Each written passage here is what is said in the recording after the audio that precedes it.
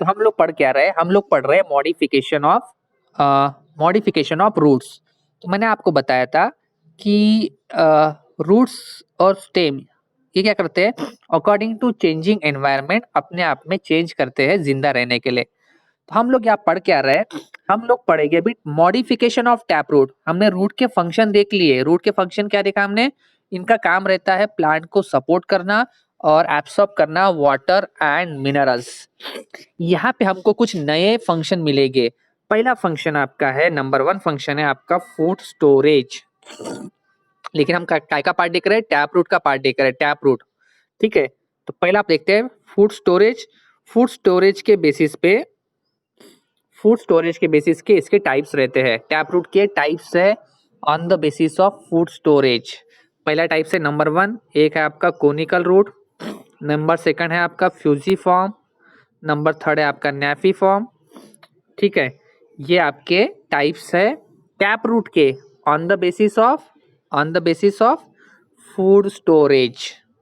ठीक है, हम लोग पढ़ते क्या है, उन्होंने क्या बताया है, when tap root store the food it become swollen. क्या बोला इन्होंने, जैसे ही टैप रूट फूड स्टोर करेंगे तो वो सोलन हो जाएंगे। सोलन मतलब फूक जाएंगे।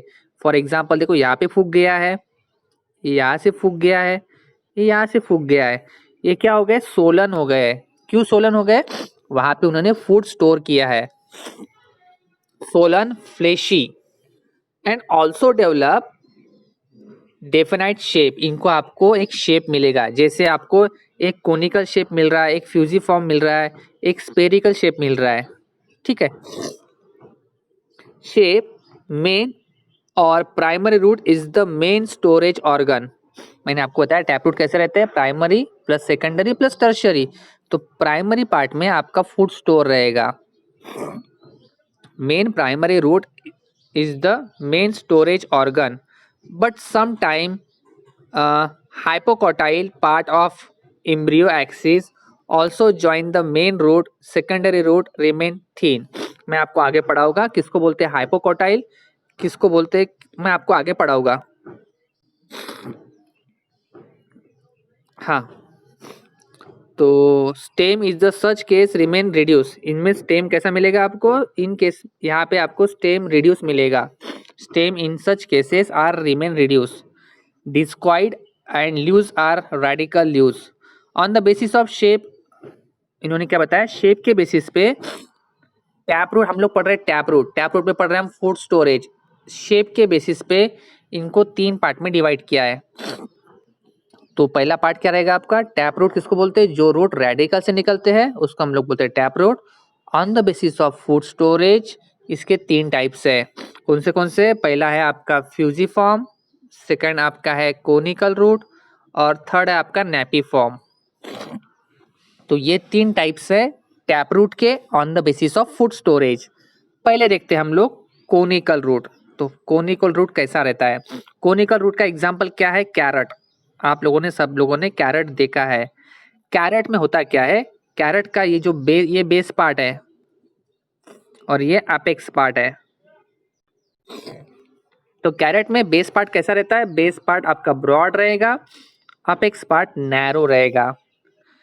इस तरह का जो रूट रहता है इसको हम लोग बोलते हैं कोनिकल रूट।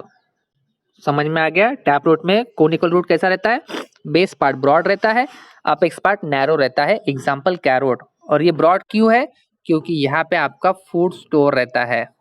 फूड स्टोर मतलब हम लोग खाने में यूज करते हो वो पार्ट। तो आप लोग जो कैरेट खाते हो, कैरेट का कौन सा पार्ट खाते हो आप, वो जो उसका रेड कलर पार्ट खाते हो कि येलो, येलो पार्ट अंदर रहता है। तो येलो पार्ट में सबसे ज्यादा विटामिन रहता है। कैरेट से हमको मिलता है विटामिन ए, जो हमको हेल्प करेगा नाइट ब्लाइंडनेस में। अगर किसी को नाइट ब्लाइंडनेस की शिकायत है तो उसने क्या खाना चाहिए, विटामिन ए खाना चाहिए। नाइट ब्लाइंडनेस मतलब रात के समय नहीं दिखेगा due to vitamin A deficiency. ठीक है, तो ये कौन सा रूट हो गया आपका, कोनिकल रूट। कोनिकल रूट में रूट कैसा रहेगा आपका, कोनिकल शेप रहेगा, जिसमें बेस पार्ट ब्रॉड रहेगा, अपेक्स पार्ट नैरो रहेगा। इसका एग्जांपल है कैरेट। सेकंड देखते हैं हम फ्यूजीफॉर्म रूट कैसे मिलेगा। फ्यूजीफॉर्म रूट में इस तरह से रहता है फ्यूजीफॉर्म। यहाँ पे लीफ रहते हैं। फ्यूजिफॉर्म में बेस पार्ट और अपेक्स पार्ट कैसा रहेगा? नैरो रहेगा, मिडल पार्ट सोलन रहेगा, मिडल पार्ट सोलन रहेगा, मिडल पार्ट आपको सोलन मिलेगा। क्यों सोलन? आप यहाँ पे ऑब्जर्व करो, इस तरह से रहता है आपका। आप लोगों ने रेडिश देखा है, रेडिश में देखना आपने बेस पार्ट और अपेक्स पार्ट नैरो रहेगा, जबकि मिडल पार्ट आपको सोलन मिलेगा। उसको हम लोग बोलते हैं फ्यूजिफॉर्म। इसका एग्जाम्पल क्या है? इसका एग्जाम्पल है रेडिश। रेडिश में क्या मिलेगा आपको? Is Solan in the middle and tapering toward both the end. या आपकी दोनों एंड कैसे रहेंगे? टैपरिंग रहेंगे, बीच का पार्ट सोलन रहेगा। इस तरह से जो रूट रहता है उसको हम लोग बोलते हैं फ्यूजिफॉर्म। एग्जाम्पल इसका रेडिश। हम लोग क्या देख रहे हैं? हम लोग देख रहे हैं टैप रूट के types on the basis of food storage. पहले देखा हमने कोनिकल रूट। कोनिकल रूट में बेस पार्ट ब्रॉड रहेगा, अपेक्स पार्ट नैरो रहेगा। Example radish, sorry example carrot. Fusiform, fusiform में क्या होता है? बेस पार्ट और अपेक्स पार्ट टैपरिंग रहते हैं और मिडल पार्ट जो रहता है वो सोलन रहता है। Example radish. तीसरा देखते हैं हम लोग, थर्ड कौन सा? ये आप लोगों ने देखा होगा, इसको हम लोग बोलते हैं बीट रूट। बीट रूट कैसा रहता है? बीट रूट मैं आपको बता देता हूँ। बीट रूट इस तरह से रहता है।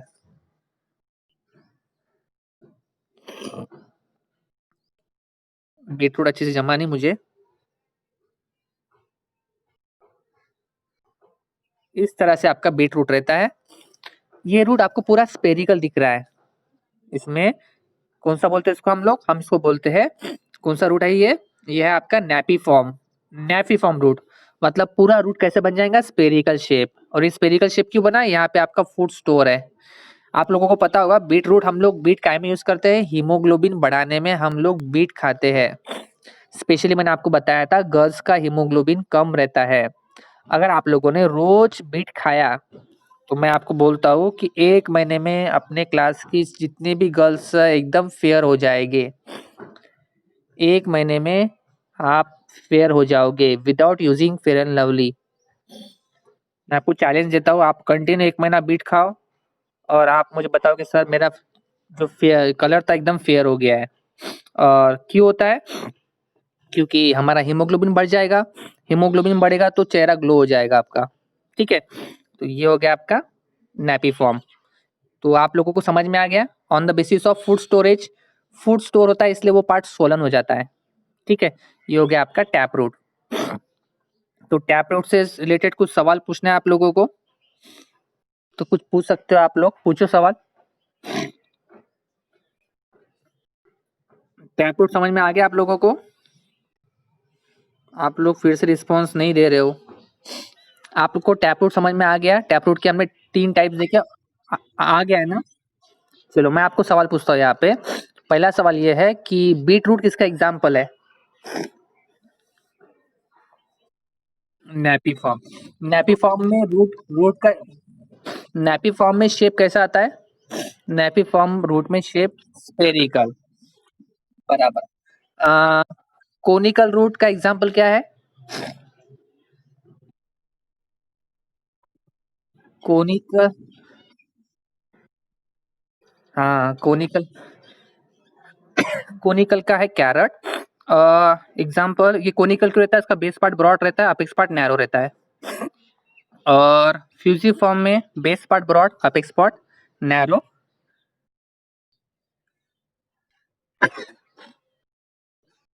और या तो फ्यूजिफॉर्म में बेस पार्ट ब्रॉड और अपेक्स पार्ट नैरो होता है और मिडल पार्ट सोलन रहता है। एग्जाम्पल इसका रेडिश। चलो हम लोग आगे पढ़ते हैं। तो ये हो गया on the basis of food storage. हम लोग देख रहे हैं अभी on the basis of respiration. Respiration के बेसिस पे हमने रूट को भी डिवाइड किया है। टैप रूट को हमने डिवाइड किया है on the basis of respiration. यहाँ पे कुछ सवाल पूछा है, एक सेकंड ना। सर कितने बीट रूट खाने से पता चलता है एक दिन? अच्छा, आप लोगों को गोरा होना है तो आपने रोज के 2 से 3 स्लाइस खाए, 2 से 3 स्लाइस खाए तो आप फेयर हो जाते हो। ठीक है, मैं आपको चैलेंज दे रहा हूँ, 1 महीना कंटिन्यू खाओ, 1 महीने बाद मेरे को आके मिलो। मैं आपको बता, आपने खुद ही चेक करना, आप फेयर हो जाओगे। ठीक है, तो हम लोग पढ़ते हैं अभी। देखो फेयर बोले पर बस सब लोग ट्राई करने वाले हैं, मुझे पता है, और आपको रिजल्ट मिलेगा। ओके, चलो हम लोग पढ़ते हैं on the basis of respiration. Respiration के बेसिस पे हमने रूट को डिवाइड किया, क्योंकि ये काम रेस्पिरेशन रूट का ये काम नहीं है। कौन सा काम नहीं है? रेस्पिरेशन। उसका मेन काम क्या है? रूट का मेन काम है रूट का एब्सॉर्ब करना वाटर एंड मिनरल्स, और दूसरा काम है प्लांट को सपोर्ट करना।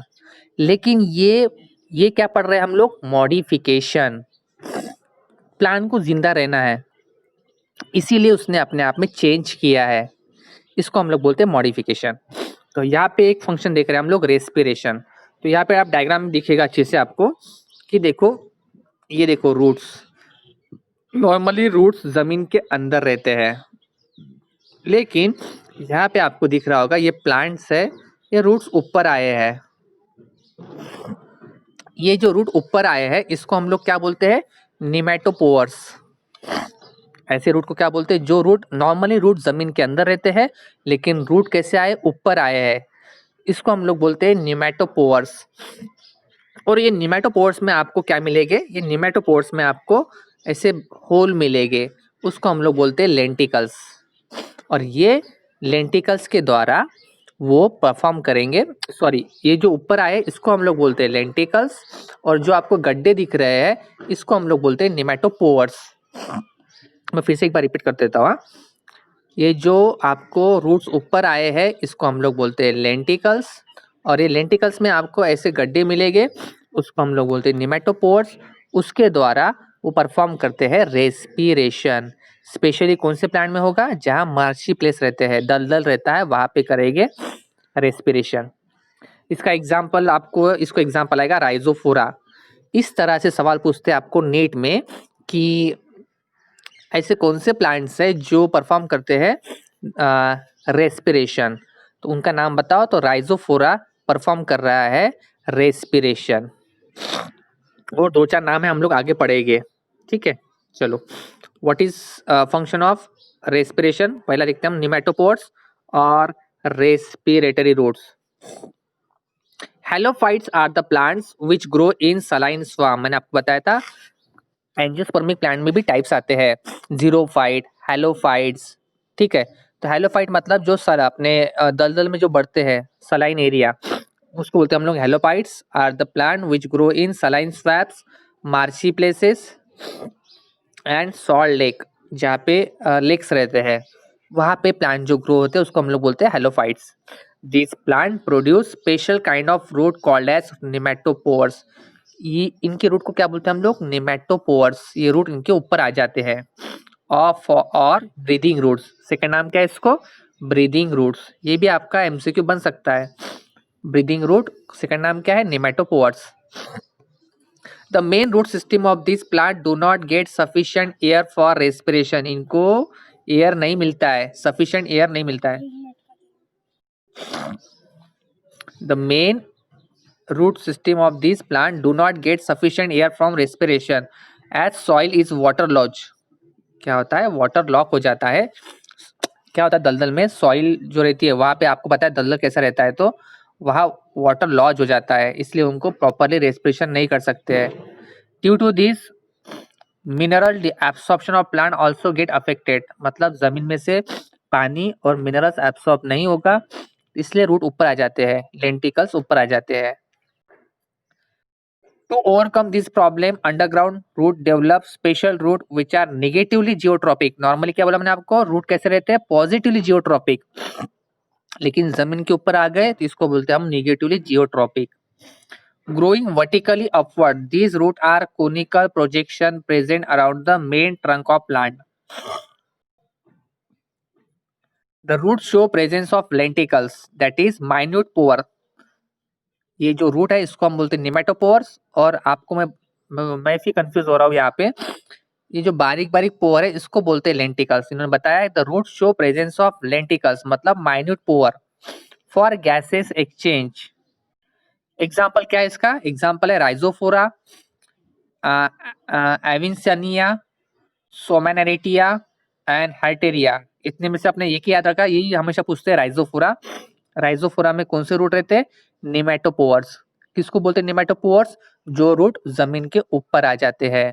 क्यों आते हैं? क्योंकि मार्शी प्लेस में या फिर सी लेक में आपका वाटर लॉज हो जाता है, वाटर लॉक हो जाता है, अब सफिशिएंट अमाउंट में मिनरल्स एब्सॉर्ब नहीं करते हैं, इसीलिए परफॉर्म करते हैं वो रेस्पिरेशन। ये होते हैं निगेटिवली जियोट्रॉपिक। मैं फिर से आपका माइक ऑन कर रहा हूँ। आपको ये मॉडिफिकेशन समझ में आया है क्या? हम लोग पढ़ क्या रहे? हम लोग पढ़ रहे रूट का मॉडिफिकेशन। एक पढ़ा हमने फूड स्टोरेज, दूसरा फंक्शन देखा हमने रेस्पिरेशन। नॉर्मली रूट रेस्पिरेशन का फंक्शन परफॉर्म नहीं करेंगे, लेकिन कुछ जगह पे अकॉर्डिंग टू चेंजिंग एनवायरनमेंट उन्होंने खुद में मॉडिफिकेशन किया। एग्जाम्पल है इसका निमेटोपोर्स। रूट को उन्होंने जमीन के ऊपर निकाल लिया फॉर परफॉर्मिंग रेस्पिरेशन। मैं आपका माइक ऑन कर रहा हूँ। आप लोगों को इस पार्ट में कोई डिफिकल्टी है तो बताना है। सब प्लांट कार्बन डाइऑक्साइड इनहेल करते हैं ना? हाँ, प्लांट अंदर लेते हैं कार्बन डाइऑक्साइड और बाहर छोड़ते हैं ऑक्सीजन। उनमें प्रोसेस होती है फोटोसिंथेसिस।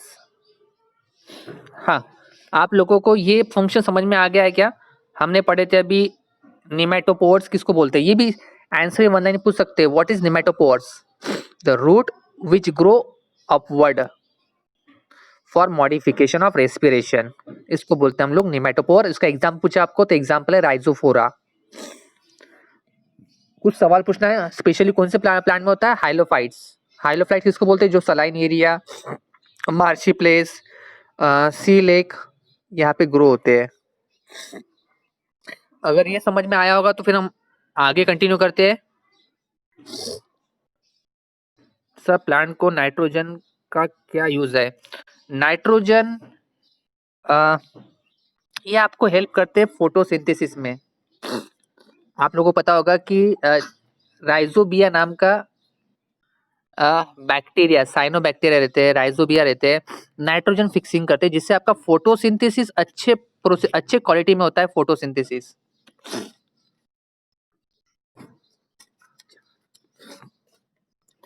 रूट बार, रूट्स पर, रूट्स पर क्या पूछा आपने? एक मिनट। सब प्लांट कार्बन डाइऑक्साइड इनहेल करते हैं, सब प्लांट को नाइट्रोजन का क्या यूज हुआ है रूट पर? होता क्या है, ये जो रूट्स रहते हैं ये रूट्स को अटैच रहते हैं आपके फंगी बोलो या फिर राइजोबिया, ये बैक्टीरिया है। ये करते क्या है, ये एटमॉस्फेयर से नाइट्रोजन को फिक्स करते हैं। प्लांट में कैपेसिटी नहीं है, बैक्टीरिया कर सकता है, फंगी कर सकते हैं, नाइट्रोजन को फिक्स करते हैं और प्लांट को सप्लाई करते हैं। और प्लांट फिर क्या करता क्या है, प्लांट जो फोटोसिंथेसिस प्रोसेस होती है वो अच्छी तरह से होती है, मतलब आपका प्रोडक्शन बढ़ जाता है। जैसे हम लोग क्या करते हैं, खेती करते हैं, खेती में हम लोग झाड़ों को स्प्रे मारते हैं, जिससे क्या होगा, जिससे हमारे को वो प्लांट डिसीज कम पड़ेंगे और हमारा प्रोडक्शन बढ़ेगा। तो वैसे ही हम लोग करते हैं ऑर्गेनिक फार्मिंग। आपने वर्ड सुना होगा ऑर्गेनिक फार्मिंग। तो ये जो माइक्रो ऑर्गेनिज्म है, जैसे राइजोबिया हो गया, साइनोबैक्टीरिया हो गया, अलगी हो गई, ब्लू ग्रीन अलगी हो गई, ये नाइट्रोजन को फिक्स करते हैं और प्लांट को सप्लाई करते हैं, जिससे प्लांट में फोटोसिंथेसिस का रेट बढ़ जाता है। ठीक है, इस तरह से वो काम करते हैं, रूट के साथ में कंबाइन होते हैं माइक्रो ऑर्गेनिज्म। ठीक है, तो हम लोग और कुछ सवाल आप लोगों को पूछना है, आप लोग पूछो, पूछते जाओ, पूछोगे आपके कंसेप्ट क्लियर हो गए। चलो फिर मैं आगे का पार्ट कंटिन्यू करूँ अभी, कि डोज ज्यादा हो रहा है आज का? आप लोग बताओ, डोज ज्यादा हो रहा है क्या आज का? चलो फिर मैं आगे का पार्ट कंटिन्यू करूँ अभी। चलो ठीक है, तो आगे का पार्ट है आपका, अभी यहाँ पे पूछ रहे एमसीक्यू। आप लोगों को एमसीक्यू पूछना है।